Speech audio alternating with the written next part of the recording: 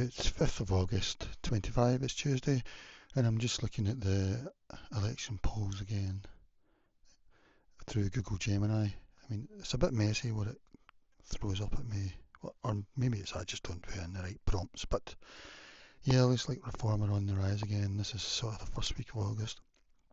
I wonder if this has anything to do with the sort of summer protests that are going on around the hotels in Britain due to due to Tory policy, which Labour have increased, basically, and are more enthusiastic about. So, yeah, I'm just looking here, because Reform now are looking as if they're in the early 30s now. I mean, personally, I think they could take all the traditional vote of Labour, SNP, maybe even the Greens, Plaid Cymru, Lib Dem. I think they could take all that vote, so you're talking maybe, well, I don't know, maybe not all of it, but most of it. See, they could get up to 50%, I reckon, and possibly they would be the first party. Well, I don't know the last time a party get 50%. I'm going to ask. I mean, it's probably Tory or Labour if they ever did, because usually in elections, the highest I know of is the Tories getting 42% or something like that back in what 79 or something. Yeah, I just asked that the highest percent a party has ever had in a UK poll, and it's telling me the general election in 1955, the Tories got 49.7%, and that was their highest ever. For Labour, the highest was 1951 with 48.8%, and I think they lost that, funnily enough. So that was Clement Attlee, I think so. And then in 2015, the Scottish National Party in Scotland got 50% vote share. Yeah, I remember that. Yeah, I think I voted for them. Yeah, I did. Let me think. Yeah, I did. And then in opinion polls, so the highest that Reform have been is 34%. In an Ipsos poll in June 25, Labour, so it looks like Tony Blair maybe get their highest. In the lead up to their 97 landslide, some polls showed their support reaching into the mid-50s. The Tory party under Margaret Thatcher in the early 80s also enjoyed a period of very high poll ratings, with some polls showing their support in the mid-50s. Yeah, so you get the idea. So for Reform to be in the 30s, when you've really got three parties now, three big parties, one quite big party, Lib Dems, and you've got the other parties maybe take 5 or 6%, like Greens, maybe a bit of SNP, they're 3% usually at highest, and Plaid Cymru, etc. So that's quite remarkable in itself, especially since they're a new party. And also, now we've got Jeremy Corbyn's party coming up as well. So, yeah, so looking at the polls for this week, this is why I'm making this, because I saw the freshwater strategy, they're at 33%, and BMG research from July 31st, they're 32%. Find out now from July 30th, they're 30%. So, all these ones are the last 2 weeks anyway. Some this week. 32%, 29, 30, 32, 27, 33. And looking at their change, well, the big one's BMG. They've always held on that Reform aren't as popular as the others are saying, but now they've jumped big time. They've jumped +9. And in the other ones, there's even one in YouGov, they're getting down a bit, 27%. So is YouGov the outlier now, rather than the other way? All the others are. So, yeah, and Freshwater, I've got them up. Usually the one that has them is Find Out Now. It's been the one they were up at 34%. And just looking at Labour now, yeah, they're going down to the low 20s. I mean, personally, I don't know who's voting for them. I just can't understand it. And I'm wondering if a lot of this is to do with the summer protests going on, like I say, over the last 1 or 2 weeks. because I get the feeling that a lot of Labour voters and left voters, traditional left voters, I don't mean the activists and that, I mean the ones from Labour heartlands that just traditional, vote them like a football team, you know, the industrial heartlands that don't have industry anymore, big industry anyway. So I'm wondering if that's it, and I'm wondering if this last 2 weeks with the protests has made them, I feel they're all wanting to vote reform, and I wonder if the last 2 weeks has been when the new chunks have switched, you know, they seem to be switching over in chunks, it feels to me. And so Labour are really going down to the low 20s now, 22%, 21, 23, there's one at 20, that's from Find Out Now. Find Out Now's been the outlier all the time, it's always had reform higher. I didn't really notice Labour, but they probably had Labour lower. This time it's not the outlier because there's the other one at 32 this time. But somebody said that they do their polls in a different way. They don't include don't knows who voted the time before. Because someone said that a lot of them, if it's don't knows and they voted before, they go by what they voted for before. But you can't do that anymore because you've got 3 parties now rather than 2. Big ones I'm talking about. So, and one of them was a new party. So Labour down at 20.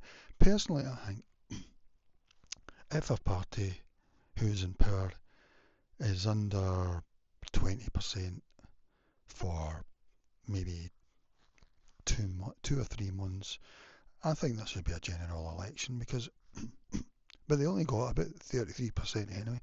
They got like 33.7% of 59% turnout. The lowest ever turnout, I think, ever. So Labour didn't really have the mandate, I don't think, anyway. And here in these polls are getting like 20%. I mean, that's almost like what the Lib Dems territory in the old days. Well, the Lib Dems don't got that high. Yeah, the Tories to me are just, I think they're irrelevant really. I mean, I call myself a big follower of politics, and I find Parliament irrelevant really, apart from they make the laws. Apart from that, I find it irrelevant, and like the Tories are irrelevant. They're just something that's there. I mean, I think they're probably even doing worse than us, I don't know. So they're at 17, 18, that's higher than I thought. Lib Dems still seem to be hanging a bit. I don't know how, really. The Greens, well, if I was a socialist, I would vote Green, you know, so I don't know why Labour really exists in a way now. If you believe in socialism, vote Green. I mean, up in Scotland, with the Greens working with SNP and that, they brought in free bus travel for under 22s. I mean, how socialist is that? What else did they bring in? I mean, SNP, I think, are more socialist than Labour. I mean, they scrapped tolls on the bridges, free medicine for, was it everyone or just the poor? I don't know. Free, all that sort of stuff.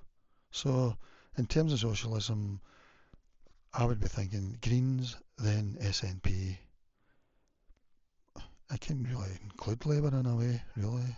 Just very centre. So, I just wanted to look at this as usual. See.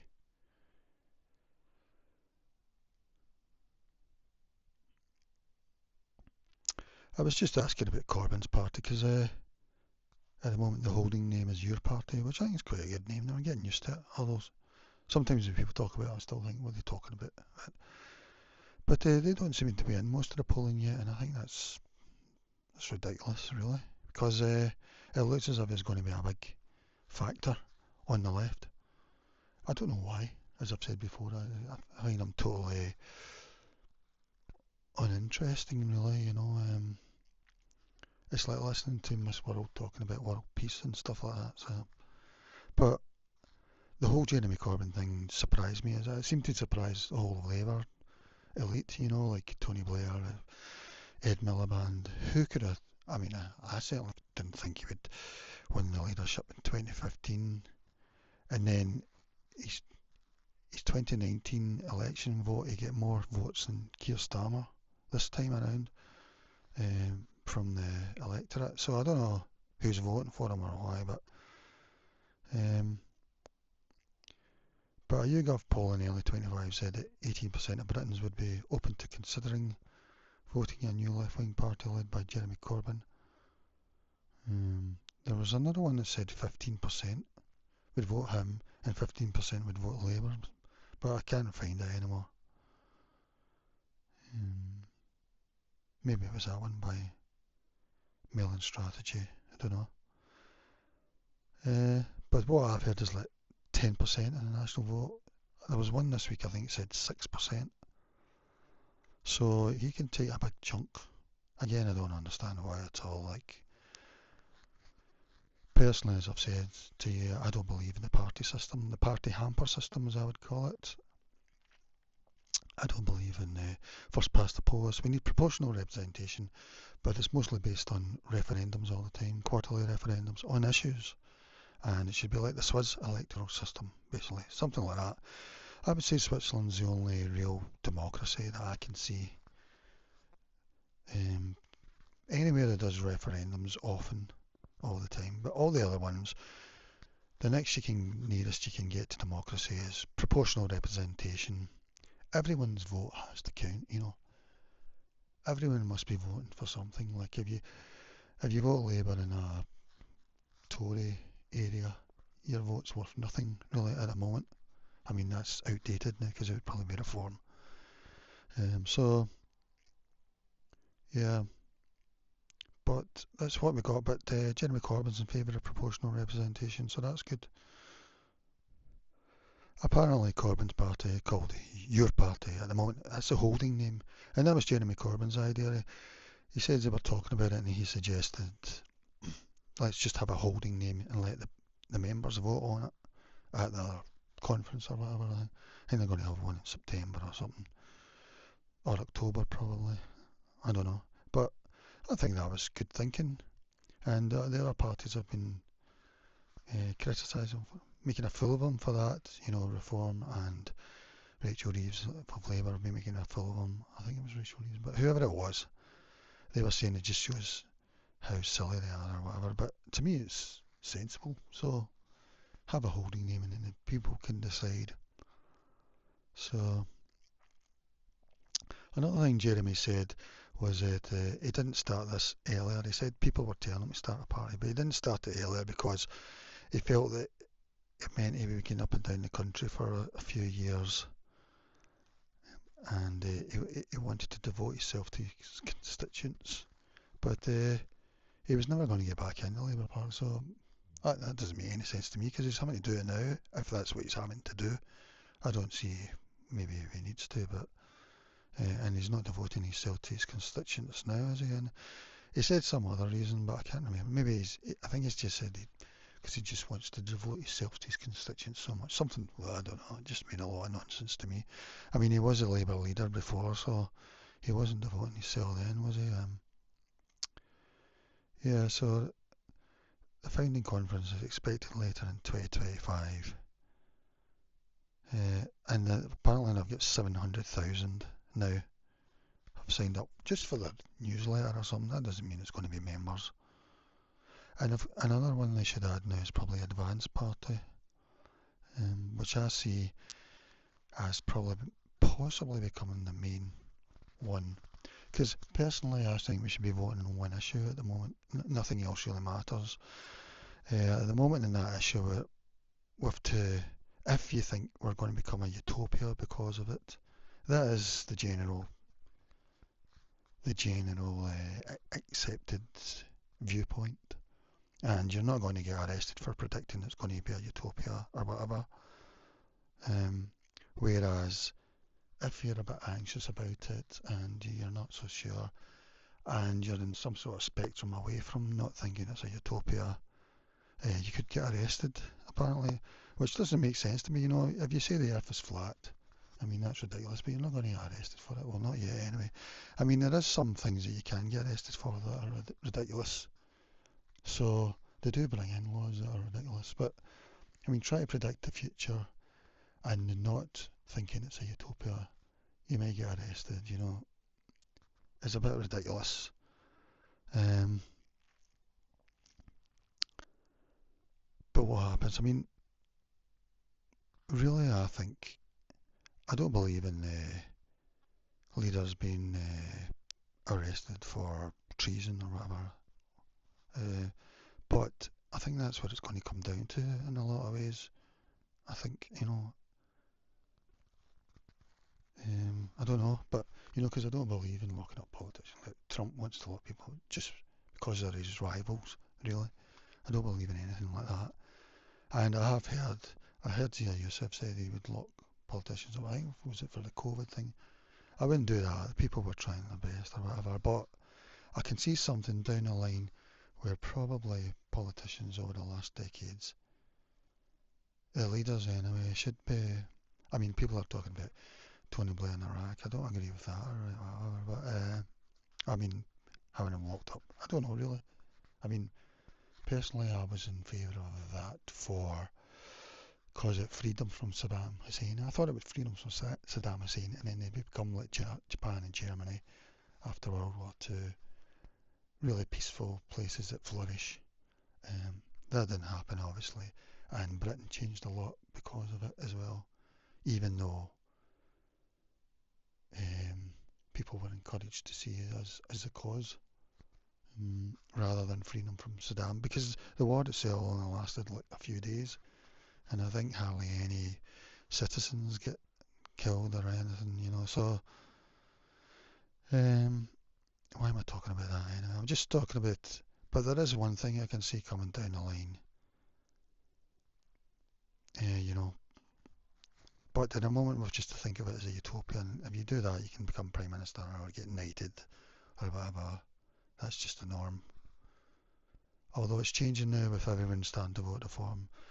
I'm presuming on one issue, that's what they're voting for, and that's what you've got to do anyway. You've got to switch to reform. There's no other party you can vote for at the moment, apart from Advance, I would say, who haven't get going yet. But you've got to abandon all the current mainstream parties, really. But not to vote Corbyn, that would make it even worse. Yeah, I just asked it, is reform rising again? Yes, recent polls suggest Reform UK is not only holding, because to me it looked as if they'd paused for a while there, for 2 or 3 months. I mean, they went really way high up in February, and that, as I recall, but now then they'd sort of stopped for a while in the mid to high 20s, but it looks as if it's on the rise again by 3 or 4 points to me. In general, I mean. It's not only holding, but in many cases continuing to rise. The most recent data from a variety of polling companies shows a consistent trend of Reform UK leading other parties, including Labour and the Tories. And with it being summer down in England, I mean the school holidays, most of August, and with the things going on at hotels, I think, and good weather, I suppose, I think more Labour voters are going to switch to Reform. They're going to feel that it's okay now. Because you can see that in the poor areas now are switching to Reform quicker probably than Labour areas that are not so poor but still working class. Because last week in one of the council by-elections, a ward in Warrington, which is the poorest in Warrington, and it's been Labour always, I think, they switched to Reform last week, and by quite a bit as well. So yeah, there's 3 council by-elections coming up this Thursday, and there's one in Carnwarthon or something in Wales. I think we have to look out for that. If Reform win that, people are saying that Labour are finished. I think they're finished anyway, but yeah, we'll just see. A freshwater strategy poll from August 36 showed Reform UK at 33%, a significant lead over Labour's 22%, so that's 11 points. This is a pattern seen across recent polls as well. The rise is attributed to several factors: disillusionment with mainstream parties. Well, I would say it's disillusionment with the electoral system. I don't blame them for not wanting Labour or the Tories. Focus on key issues. I mean, this is, to me, is what it is really. One issue in particular. I don't know about the economy and that. Personally, I would just ignore stuff like the economy, just focus on one issue. And I would also think everyone should join YouGov. And when you get their election polls, vote a form, and then when it asks you what 3 things are you concerned about, 3 issues, just select the one so that they can't dilute it, because if you put economy or something, then that might end up top, and then politicians will say it's the economy people are worried about, and leader popularity. I mean, Nigel Farage, I'm not really bothered anyway, but as I say, I'm just using it as a protest vote. Although people like that are really important. I don't know why, Boris Johnson, Jeremy Corbyn, people seem to go by the image of people, caricatures I would call it, rather than the actual what you get. Because Boris has changed Britain more than any leader before him. So, I mean, the protests going on just now are mostly, I would say, Boris's fault, really. Although it's been the fault of all of them, all the things. I mean, this didn't start in '97 or 2010 or whatever. I mean, it's get faster since then, and I think partly because of the internet, because people could get mobile phones and they could find out things by a mobile phone, etc. I think that's the main driver. I think people say it was because of Blair's policies. Yeah, that was partly, it made it easier, but any hurdles you would have put in the way, people had mobile phones, internet, they can look at TikTok to get advice, etc. So I'm just asking why Find Out Now was an outlier in having reform much higher than the others did before the council elections in May, which reform done really well in, and it turned out Find Out Now was probably on the right, was correct, and the others were out. Yes, Find Out Now's methodology is distinct from many other polling companies, and this can be a key reason for its results sometimes appearing to be an outlier, especially in its consistently high figures for Reform UK. Some key differences: panel recruitment. Find Out Now gathers its panel of respondents primarily through its Pick My Postcode website, a free daily lottery site. I don't know what this is. This contrasts with companies like YouGov, which use a variety of sources to recruit a panel. I don't know. Designed to be representative of the national population. The Pick My Postcode community is a self-selecting group, and their demographic profile or political engagement might differ from a more randomly selected panel. I would have thought they would have been more random, but it's saying it's the other one. I don't know. Sampling and weighting. Well, Find Out Now does use algorithms to ensure its final sample is nationally representative by demographics like age, gender and region. The initial pool of respondents comes from a single source. Other companies like YouGov employ active sampling where they select a sub-panel from their larger panel to invite to a specific survey, aiming for representativeness from the outset. Questioning and don't knows. Find Out Now's methodology for handling don't knows is also a factor. They exclude respondents who state don't know from the final headline voting intention calculation. This is what I was saying earlier. Other companies may have different methods for prompting these respondents or allocating their vote. Why this might lead to higher reform figures.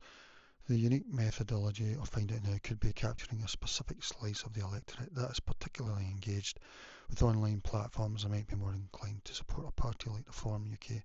Some analysts suggest that the Pick My Postcode user base could be a hard-to-reach demographic for traditional pollsters, and that this group is more likely to be expressing dissatisfaction with the mainstream parties. I mean, what is that website? Pick My Postcode. Well, all polling companies are members of the British Polling Council and must adhere to certain standards. Their different methodologies are a major reason why poll results vary. Yeah, so there you go. And just that last line there, the fact that a growing number of polls from different companies are now showing Reform UK in the lead suggests the trend is genuine, even if the exact percentages differ. And finally, we look at the council by-elections, which are there's 3 this Thursday. Everyone should be looking at these because they're basically polls, in a way. So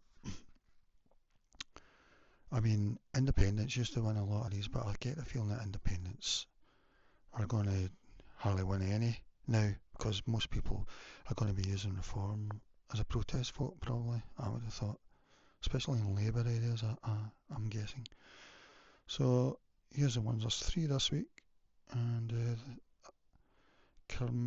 Carmarthenshire Llangennach, that must be the ward.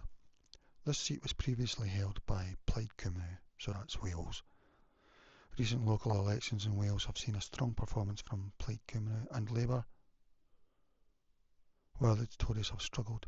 Given the current national polling trend of Reform UK's rise, it's possible they could gain some ground here as well, but Plaid Cymru and Labour are the most likely to win this seat. I don't know about that. I think if Reform could come through there, that just shows you that the whole country's switched, really, I would, because this is Plaid Cymru and Labour. Stronghold, it seems, or they two contest it. So the left basically contesting it. Cannock Chase, people are saying this might go to Reform. This was a Labour hold. Saying that Reform UK will be looking to make a strong showing and potentially again. The Tories could also benefit from the anti-Labour vote, though their national polling is poor. Labour will be fighting hard to defend. I don't know, I think I'll go to Reform as well, we'll just need to. And this one is actually a Reform UK held seat. So it must have just been won recently, and apparently the councillor's resigning because of ill health. I'm not actually even sure. So there's been 2 other seats that Reform held that they lost, and the left was saying there you go, the Reform, they're losing the seats once again. But I don't think that's a sort of a trend. I don't know, I can't explain it. But in this case, I get the feeling Durham has went really big for Reform from what I've seen. So with Reform UK's polling at an all-time high, it's highly likely they will hold this seat. And what's this? I thought there was only 3 this week, so I don't know what this is. Cardiff Grangetown. Oh no, that's the week after. So that'll be an interesting one, because that's a strong Labour held seat. So in Cardiff. So Cardiff is historically really Labour. Labour has a strong presence in Wales, but if they lose that to Reform, I think that's Labour totally finished. I've been saying that for a few months now, but I think they are. And Newcastle upon Tyne, I think that could be a disaster for Labour as well. I think that could be a Reform. A rise in Reform UK. This will be a key test for both parties. This is another area where Labour is historically strong. So that's not this Thursday, but the one after. So, yeah, look out for them. It makes Thursday evenings very exciting. Alright, that's it really. So, it looks to me as if that's Reform really getting into the 30%. I think they could go anywhere up to 50, 55%, maybe even more. Especially with over the next month where it's school holidays down in England. We've got people moving into hotels and stuff. I think it's going to make, I think there's a lot of Labour voters that are wanting to vote Reform, but at the moment they're still too, ashamed really, you could call them, they used to call shy Tories, now they're shy Reform, possibly on one issue. How Labour are still holding on, but they're going down to 20% now, but how they're still holding on to that, I really don't know. And this Corbyn party might totally finish Labour off totally, so they need to start adding the Corbyn party, or your party as they're calling it at the moment. So it's all very interesting. To me, one of the things I hope is that it means that we have to change our electoral system, because it's archaic. It is ironic that you could call us the founding democracy, modern democracy. It's ironic that we've got the most archaic, undemocratic electoral system, and America's isn't much better. It's in the same sort of zone of being ridiculous. I think is it us in Belarus the only ones in Europe first past the post? I can't remember, but all the other ones in Europe seem to have report PR.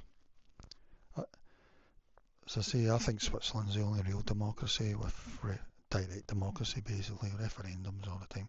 I mean, a way you could really make democracy in Britain is, with our current system, is tell the MPs to ask their constituent voters to e-vote what they should vote as a bill, in a bill, you know. So, still not the way I would like it, but it's a quick way you could fix it at the moment. We need e-voting. So you could do that, especially votes of conscience, but even whip things, I think, you know, that, say, the welfare bill, your MP could say, constituents, please vote on this to tell me how I should vote. And then you would have, you've got 460 Labour MPs, they would vote how their constituents vote. They would hope that most of the time they'd be voting the same way as them, but, you know, that might even be a fairer way than direct democracy. I don't know, but I don't think so.